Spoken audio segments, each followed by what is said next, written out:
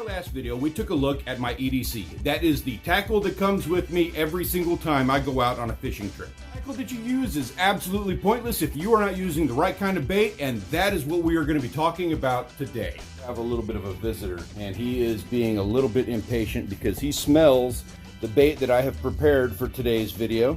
We're going to have to be quick here because he is going to be the recipient of our bait today. Apologies in advance. He's kind of hungry, and I'm going to make sure that he gets fed. Courtesy of you. Thank you. We're going to keep things very simple. There are 3 kinds of bait that you need to know about. That is going to be live bait, cut bait, and artificials. You get some food. Just relax. Just chill with me here.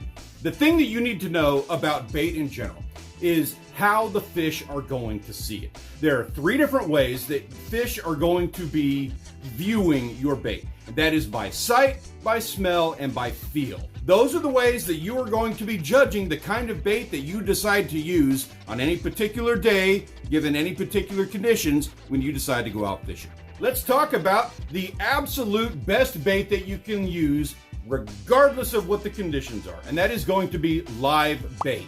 The reason for that is because it's going to pass all the tests. It is going to look like exactly what the fish are expecting to see, especially if it's something that they're really hungry for, like shrimp. It is also going to pass the smell test. If they smell fresh fish in the water, that is something that they are going to be tuned into, and if they're hungry, they are going to eat your live bait. The thing that nobody ever thinks about is how they feel that live bait. And that is where live bait is the most crucial out of all 3 of them, because it passes that first sight and smell test, but the fish can also feel that heartbeat. They can feel them fluttering around in the water, and those are things that are going to trigger them into a bite.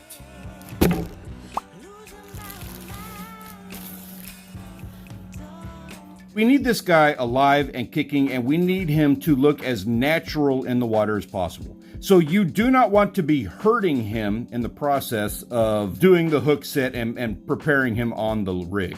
One of the most common ways of going about and hooking your bait so that you don't hurt them is just to go right up through the bottom lip, up through the top of the nose, like that.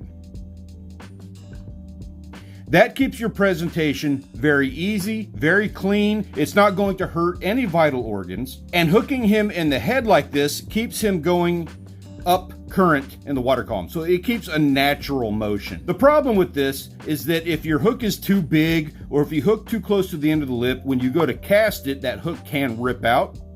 The other problem with this method is that you're going to have a lot of predators who are going to bite him mid-body. And of course, if they bite him in half like that, like a shark will do, you are not going to get a hook set.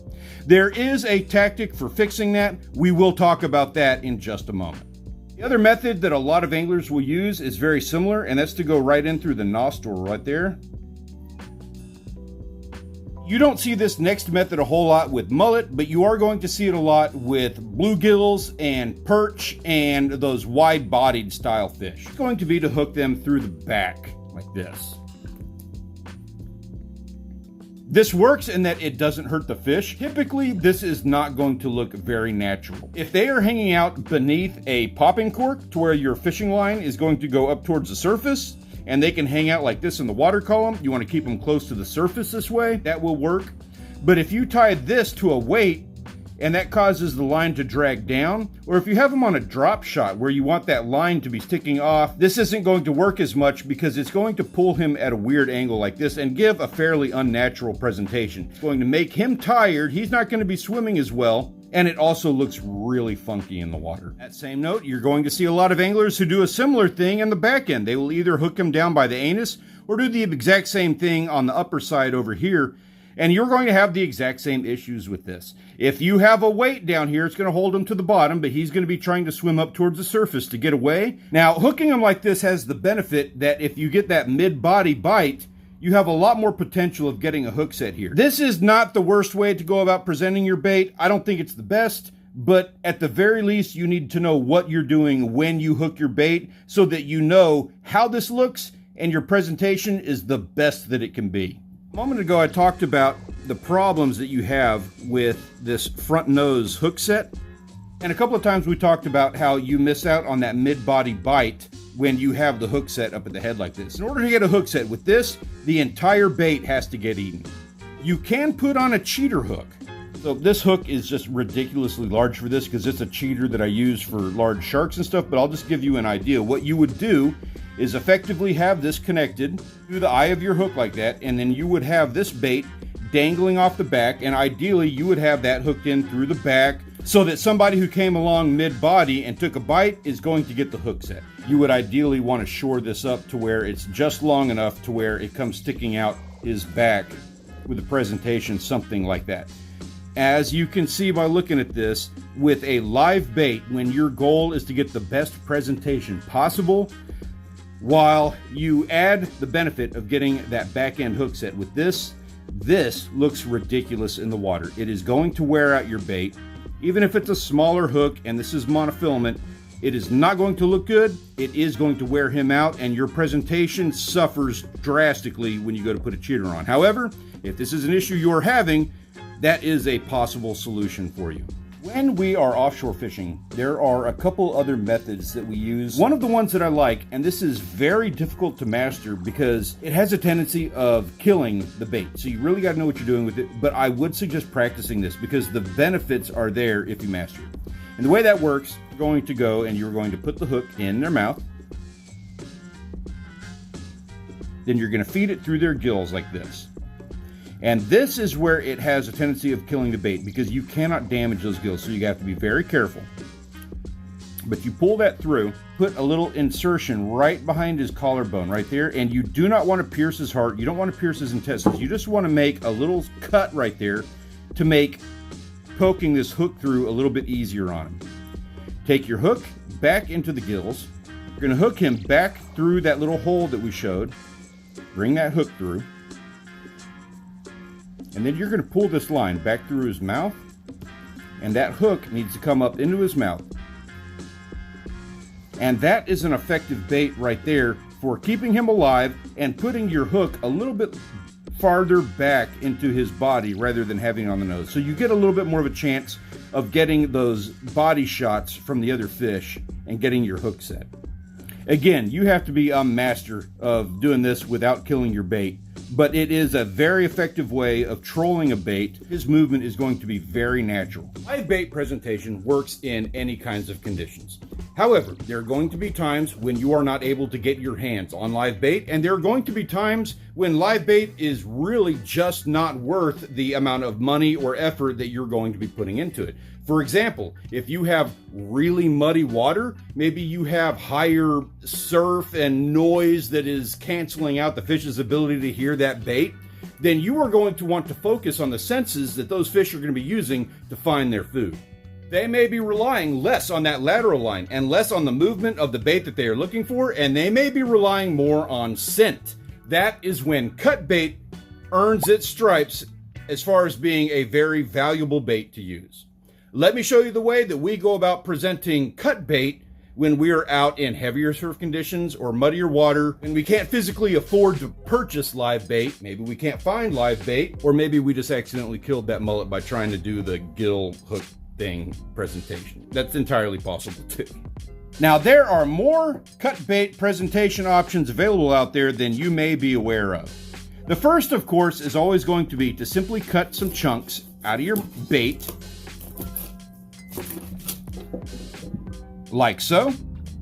And then you're going to take those chunks and you're going to want to put a hook set through his back like this. You want the hook to go through the skin because that is going to hold the bait onto the hook longer, especially if you're using something like skipjack where the meat is really mushy. It's going to hold it on there a little bit longer. You are going to be gunning for a fish that is just a little bit bigger than what that guy is going to be attracting. For that reason, I like to butterfly a cut bait from time to time. And the way that you go about doing this is you fillet it backwards. Go right along the spine, just like you're filleting them. Be very careful doing this. You're not supposed to cut towards your hand, by the way. We're going to flip them over, and we're going to do the same thing on the other side. When you get up towards the top of the head here, the next step is you're going to cut out this spine part.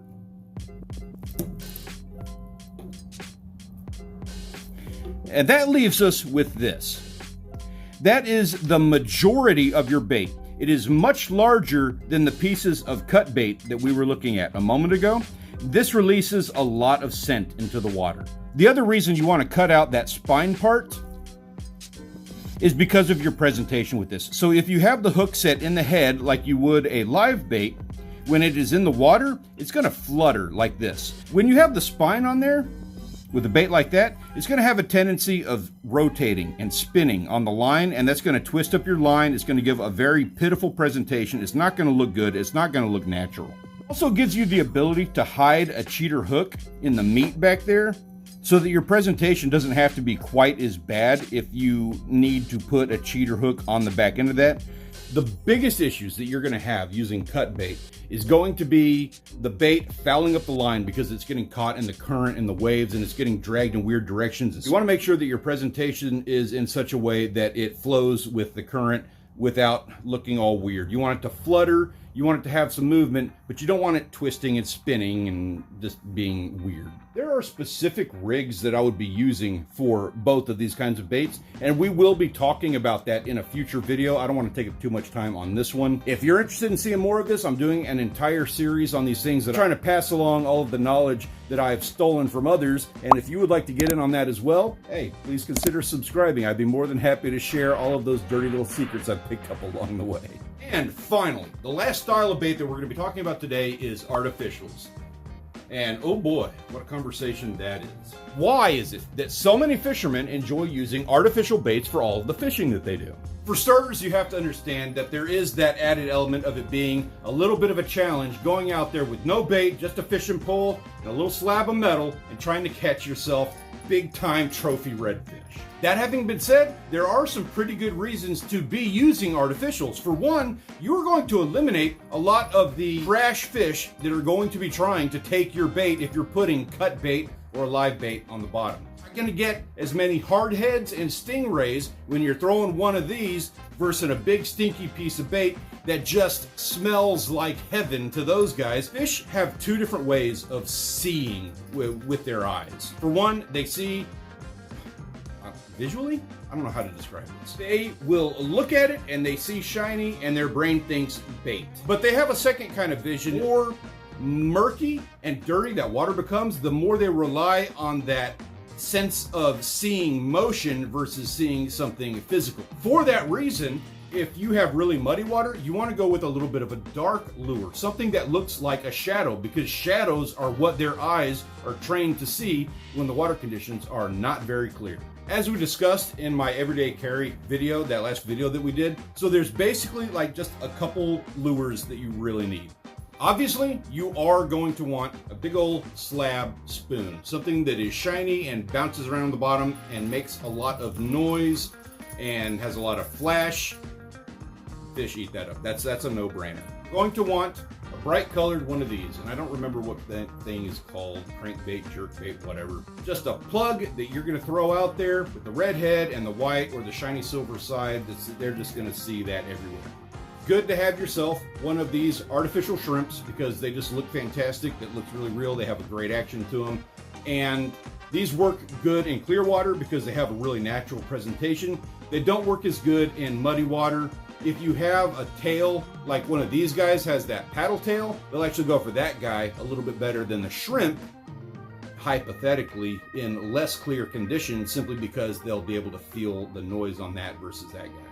If you are going deep, you want one of these jig heads lightly colored, throw it down there. But if the conditions are more muddy, if they are not going to be able to see the bait as well visually, you're going to want something dark, something with a paddle tail that is going to make some noise so that their lateral line can feel it, and something that casts a shadow because that's what their eye is going to be looking for. If you want to have fun with crankbaits and jerkbaits and topwaters and spinnerbaits, they all work. They all do just fine, but I don't have any specific recommendations for all of that. As long as they look like something that is natural that the fish will see, you'll do just fine, as well as anything else. Just know that like 90% of these lures that you can buy that have all like these fancy colors and different things to them, they're selling those to catch fishermen, not fish. Like they'll all probably work about the same, but really the idea for the manufacturers is to hook you they don't care quite as much about hooking fish. And that is it. That is all of the information that I have ever stolen from anybody at all regarding live bait, cut bait, and artificial bait. That having been said, if you have any questions, leave a comment in that old comment sections down below. I'm happy to answer anything that I got. Consider subscribing. Thank you so much for watching, and I look forward to seeing you in the next video.